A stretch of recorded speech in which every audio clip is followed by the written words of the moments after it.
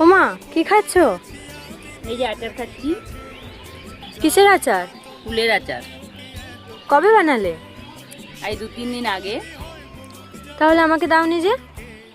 Phone দেখবি না খাবি, ভাতের পাশে দিয়েছিলাম, দেখেছিলি কি? এই আচারটা তাহলে কিভাবে বানালে? তো এই আচারটা কিভাবে বানিয়েছি দেখে নেওয়া যাক। তো প্রথমে আমি আচার বানানোর জন্য 2 কিলো পাকা ফ্রেশ কুল ডাঁটি ছাড়িয়ে ভিজিয়ে রেখেছিলাম।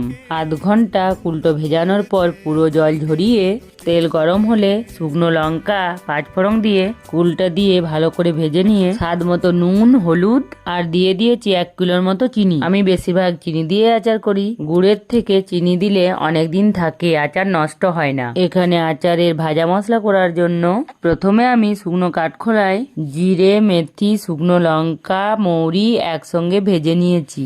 এবারে এগুলোকে মিক্সিতে গুঁড়ো করে নেব যাতে দানা দানা ভাব থাকে। তো দেখো, তখন আমি চিনিটা গলে যাওয়ার পরই কুলটা নামিয়ে নিয়েছিলাম।